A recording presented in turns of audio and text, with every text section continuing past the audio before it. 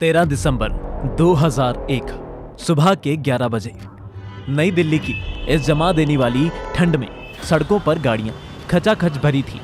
इस ट्रैफिक में एक वाइट कलर की VIP एम्बेसडर गाड़ी भी फंसी हुई थी, जिसकी लाल बत्ती ने अलग ही शोर मचा रखा था। दरअसल पार्लियामेंट के विंटर सेशन की मीटिंग शुरू हो चुकी थी और होम मिनिस्ट्री की ये गाड़ी अभी तक पहुंची नहीं थी।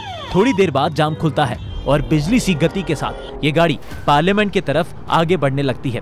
11:30 के करीब ये गाड़ी पार्लियामेंट में एंट्री चेकअप पर पहुंच जाती है और इस गाड़ी की लाल बत्ती और इसको इतनी जल्दबाजी में देख पुलिस वाले भी तुरंत बैरिकेड हटा देते हैं। बस ऐसा करने से आज पार्लियामेंट में मौत का कोहराम मचने वाला था, क्योंकि इस गाड़ी में कोई मंत्री या अफसर नहीं बल्कि कई किलो बारूद और AK-47 बंदूकों से लैस 5 आतंकवादी बैठे थे, जो और किसी को नहीं बल्कि भारत के प्रधानमंत्री को दिन दिहाड़े पार्लियामेंट में घुसकर मारने आए थे। दोस्तों, आज की इस वीडियो में हम उस आतंकी हमले की बात करने वाले हैं जिसने भारत को अंदर तक हिला के रख दिया था। हम बात कर रहे हैं 2001 पार्लियामेंट अटैक की। आज हम ये भी जानेंगे कैसे अफजल गुरु और गाजी बाबा ने इस अटैक को प्लान किया और अंत में जानेंगे कि आखिर कैसे हमारी सुरक्षा एजेंसियों ने इन आतंकियों को रोका और मौत के घाट उतारा। वीडियो काफी इंफॉर्मेटिव रहने वाली है, इसलिए एंड तक बने रहिएगा और चैनल को सब्सक्राइब जरूर कीजिएगा।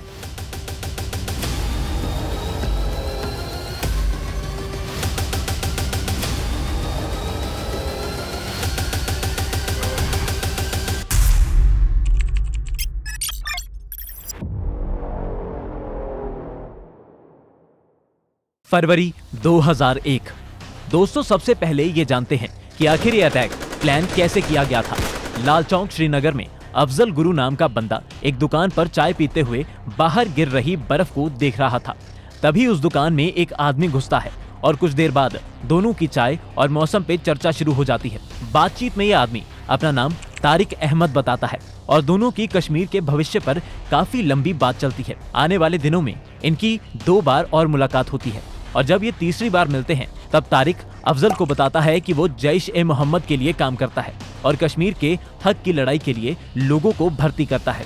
इसके बाद वो अफजल को समझाता है कि हमारे साथ जुड़ने पर तुम भी कश्मीर के हक की लड़ाई लड़ पाओगे और पैसे की भी सारी दिक्कत दूर हो जाएगी। ये सुन अफजल का लालच बाहर निकलने लगता है और वो तारिक के साथ हाथ मिला लेता है। दोस्तों, अटैक की प्लानिंग में आगे बढ़ने से पहले अफजल की जिंदगी पे नजर डालते हैं। अफजल का जन्म 1969 सोपोर कश्मीर में हुआ था। उसको बचपन से ही लगता था कि कश्मीरी युवाओं के साथ भेदभाव होता है और इसी के चलते वो 1990 में अपना कॉलेज भी पहले ही साल में छोड़ देता है। कश्मीर में उन दिनों युवाओं का यासिन मलिक नाम का बंदा अपनी JKLF नाम के संगठन में भर्ती करता था और पाकिस्तान में ट्रेनिंग दिलवाता था ताकि वो आगे चल के कश्मीर को भारत से अलग कर सके। अफजल भी इस संगठन से जुड़ जाता है और 2.5 महीने पाकिस्तान में ट्रेनिंग लेने के बाद कश्मीर वापस आता है। पाकिस्तान से बहुत सारे युवाओं के कश्मीर आने की खबर आर्मी को भी पता लग जाती है और वो सबको अरेस्ट करने लगती है। उस समय अफजल अपने चचेरे भाई शौकत के पास दिल्ली भाग जाता है। वो वहाँ पर दिल्ली यूनिवर्सिटी में पॉलिटिकल साइंस में दाखिला ले लेता है। कुछ साल आम जिंदगी गुजारने के बाद वो फिर कश्मीर में रहने लगता है। इसी दौरान अफजल की मुलाकात उस दिन तारिक से हुई थी। तारिक से हाथ मिलाने के बाद तारिक अफजल को कश्मीर की एक बर्फीली पहाड़ी पर बने आतंकी कैंप में लेकर जाता है और वहां पर उसकी मुलाकात जैश-ए-मोहम्मद के कमांडर गाजी बाबा से होती है। गाजी बाबा इन्हें बताता है कि जैश-ए-मोहम्मद का फाउंडर मसूद अजहर हिंदुस्तान की राजधानी दिल्ली पे हमला करना चाहता है। दरअसल अफजल कई साल दिल्ली में रहा था, इसी कारण गाजी उससे इस अटैक में मदद चाहता था, क्योंकि वो पाकिस्तान से आने वाले आतंकियों का दिल्ली में रहने का महफूज इंतजाम कर सकता था। अफजल गाजी की बात मान लेता है और कुछ दिन बाद दिल्ली में अपने चचेरे भाई शौकत के पास आता है। वहाँ अफजल शौकत के साथ अपने एक दोस्त गिलानी को भी अटैक के बारे में बताता है। पैसों के लालच में ये दोनों भी अफजल की मदद करने लगते हैं। इधर अक्टूबर के महीने में शौकत मुखर्जी नगर के गांधी विहार में एक जगह का इंतजाम करता है और उधर अफजल गाजी से मिलने जाता है। वहाँ पे गाजी अफजल की मुलाकात मोहम्मद नाम के आतंकी से करवाता है, जो अटैक को लीड करने वाला था। इसके बाद अफजल मोहम्मद को दिल्ली ले आता है। दिल्ली में अफजल, शौकत, गिलानी और मोहम्मद मीटिंग करते हैं, जिसमें वो दिल्ली की मुख्य इमारत जैसे US embassy, Indira Gandhi airport और पार्लियामेंट की रेकी करने का फैसला करते हैं। अब नवंबर का महीना आ गया था और मोहम्मद ने रेकी में पता चलने वाली सारी बातें सैटेलाइट फोन के जरिए गाजी को बता दी थी। अफजल एक बार फिर कश्मीर जाता है और इस बार अपने साथ 2 चीजें लाता है। एक तो 2 नए आतंकी, राजा और हैदर। दूसरा गाजी का हुक्म, जो ये था कि हमला पार्लियामेंट पे किया जाएगा। गाजी का पार्लियामेंट पे अटैक करवाने के पीछे इरादा साफ था कि भारत के सबसे इम्पोर्टेंट मंत्रियों को बंदी बनाया जाए और फिर मंत्रियों को रिहा करने के बाद कश्मीर को एक ही झटके में भारत से अलग करवा लिया जाए। अब मोहम्मद और बाकी लोग अटैक को अंजाम देने के लिए सामान जुटाने लगते हैं। वो 5 मोबाइल फोन और 6 सिम कार्ड खरीदते हैं। इनके अलावा वो तिलक बाजार से बॉम्ब बनाने के लिए 30 kilo ammonium nitrate, 4 kilo sulphur और एल्यूमिनियम पाउडर और एक 30 किलो का खाली कंटेनर खरीदते हैं। इधर इन तैयारियों में दिसंबर आ चला था और अफजल एक बार फिर कश्मीर के लिए रवाना हो जाता है। इस बार फिर वो अपने साथ 2 चीजें लाता है। एक तो 2 आतंकी, राणा और हमजा। दूसरा 4 AK-47 बंदूक, 3 पिस्तौल, 12 मैगजीन और 15 ग्रेनेड। अब आतंकियों की संख्या 5 हो गई थी और इनके पास हर तरह का विनाशकारी सामान भी पहुंच चुका था। 11 दिसंबर को ये लोग अपना आखिरी सामान यानी एक व्हाइट कलर की एम्बेसडर गाड़ी भी करोल बाग से खरीद लेते हैं। दोस्तों, अगर वीडियो में अभी तक आपको इन्फॉर्मेटिव चीजें जानने को मिली हैं तो चैनल को सब्सक्राइब करना मत भूलिएगा। 13 दिसंबर 2001 सुबह 11 बजे अफजल को 10 लाख रुपए देकर और गले मिलने के बाद ये 5 आतंकी मोहम्मद, राणा, हमजा, राजा और हैदर भारत को सबसे बड़ा झटका देने के लिए निकल जाते हैं। अपनी एम्बेसडर गाड़ी पर लाल बत्ती और होम मिनिस्ट्री का स्टिकर चिपका ये पार्लियामेंट की तरफ जाने लगते हैं। उधर पार्लियामेंट में आज बीजेपी और कांग्रेस में कारगिल कॉफिन स्कैम को लेकर अलग ही खींचतान चल रही थी। अब करीब 11:30 बज गए थे और आतंकियों की गाड़ी साइरन मारते हुए पार्लियामेंट के पुलिस बैरिकेड के सामने पहुंच जाती है। पुलिस वाले भी होम मिनिस्ट्री का स्टिकर देख इनके लिए रास्ता साफ कर देते हैं। अब एक तरफ आतंकी अंदर घुस जाते हैं, वहीं दूसरी तरफ उपराष्ट्रपति पार्लियामेंट के गेट नंबर 11 से बाहर निकल अपने आवास जाने के लिए तैयार हो जाते हैं। वो गाड़ी में बैठने लगते हैं, तभी उन्हें कुछ याद आता है और वो वापस पार्लियामेंट में घुस जाते हैं। इस तरफ आतंकी गेट नंबर 11 से करीब 100 मीटर दूर गेट नंबर 1 पे पहुंच चुके थे। ये लोग गाड़ी कुछ ज्यादा ही तेज चला रहे थे, जबकि पार्लियामेंट में वीआईपी गाड़ियां एक निर्धारित स्पीड से ही चलती हैं। इसी कारण गेट नंबर 1 पे तैनात 33 साल की सीआरपीएफ कांस्टेबल कमलेश कुमारी को कुछ शक होता है और वो आतंकियों का पीछा करने लगती है। ये देख आतंकी थोड़ा घबराने लगते हैं और अब ये गेट नंबर 11 के बाहर पहुंच जाते हैं। वहां उपराष्ट्रपति का कॉन्वॉय पहले से ही खड़ा था और ये आतंकी जल्दबाजी में अपनी गाड़ी उससे टकरा देते हैं। अब कमलेश को भी साफ हो जाता है कि यहाँ कुछ गड़बड़ है और वो तुरंत वॉकी टॉकी से अपने साथियों को अलर्ट कर देती है। इधर आतंकी भी समझ चुके थे कि उनका प्लान चौपट हो चुका है और वो तुरंत अपनी बंदूकों को कोक कर गाड़ी से नीचे उतर जाते हैं।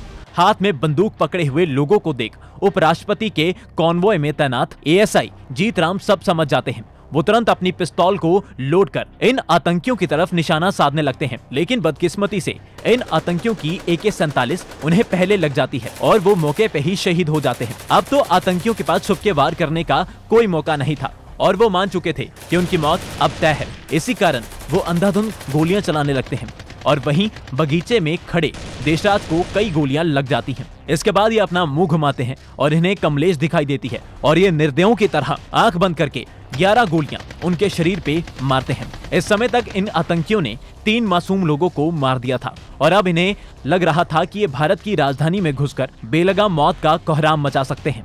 अब ये आतंकी गेट नंबर 11 पे आतंक फैलाने के बाद फिर से गेट नंबर 1 की तरफ जाने लगते हैं। अब तक पूरे पार्लियामेंट में हाई अलर्ट कर दिया गया था और खिड़की से लेके दरवाजे तक सब बंद कर दिए गए थे। सीआरपीएफ के जवान भी आतंकियों का शिकार करने के लिए पोजीशंस ले लेते हैं। जैसे ही आतंकी गेट नंबर 1 के पास पहुंचते हैं, तभी कांस्टेबल सुखविंदर और हेड कांस्टेबल थापा सबसे आगे चल रहे इन आतंकियों के सरदार मोहम्मद को मौत के घाट उतार देते हैं। हालांकि आतंकियों के पास AK-47 थी, इसलिए दोनों जवानों को भी गोलियां लग जाती हैं। दोनों फटाफट कवर लेते हैं और उधर गोली लगने से मोहम्मद की छाती पे बंधा विस्फोट ब्लास्ट हो जाता है। एक जोर की आवाज के साथ देश की सबसे सुरक्षित इमारत में काले धुएं का बादल उठने लगता है। बचे हुए आतंकी गेट नंबर 1 से गेट नंबर 2 के सामने से गुजरते हुए गेट नंबर 3 के पास पहुंचते हैं और यहाँ इनका सामना और किसी से नहीं बल्कि इनकी मौत से होता है। गेट नंबर 3 से 150 मीटर की दूरी पे गेट नंबर 6 के पास कांस्टेबल संतोष निशाना साधे बैठे थे।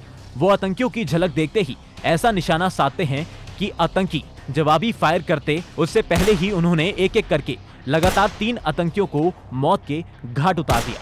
अब 5 में से सिर्फ एक आतंकी बचा था और अपने साथियों को हमारी सीआरपीएफ के हाथों से ऐसे शिकार होता देख उसका भारत को कमजोर करने का भूत एक झटके में उतर जाता है। सारे खिड़की दरवाजे बंद हो चुके थे और उसको चारों तरफ अपनी मौत दिखाई दे रही थी, इसलिए वो अब हड़बड़ाहट में इधर उधर ग्रेनेड फेंकता हुआ भागने लगता है। वो पार्लियामेंट के इस गलियारे में पिलर्स के पीछे छुप छुप के भाग रहा था, इसलिए निशाना साधना भी मुश्किल हो रहा था। ऐसे भागते हुए उसे एक केबल दिखती है जो फर्स्ट फ्लोर से आ रही थी। वो तुरंत उस पे चढ़ फर्स्ट फ्लोर पे जाने का सोचता है ताकि कम से कम वो हमारे जवानों की गोलियों से बच सके। बस वो इस बात से बेखबर था कि ये भारत के जवान हैं जो दुश्मन पे निशाना साध लेते हैं तो मौत के घाट उतारने तक पीछा नहीं छोड़ते। वो जैसे ही केबल पे चढ़ता है, कांस्टेबल श्यामवीर उस पे निशाना साध 3 मिनट पहले मरे उसके साथियों के पास यानी नरक भेज देता है।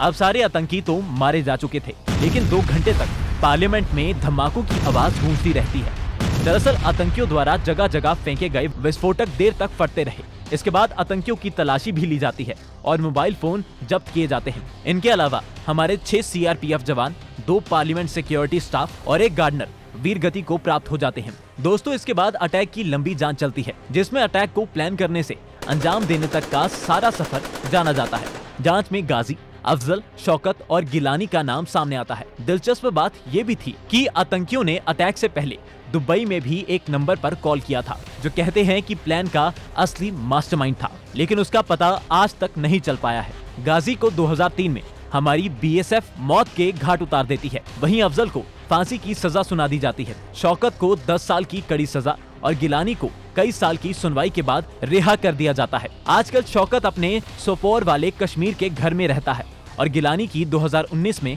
हार्ट अटैक से मृत्यु हो गई थी। दोस्तों, कुछ इस तरह आतंकियों ने 2001 पार्लियामेंट अटैक को अंजाम दिया था। और अगर आपको जानना है कि कैसे 2003 में बीएसएफ ने गाजी को ढूंढा और मौत के घाट उतारा, तो आप हमारे चैनल पे जरूर चेक कीजिएगा। बाकी वीडियो पसंद आई तो कमेंट और चैनल को सब्सक्राइब जरूर कीजिएगा। जय हिंद।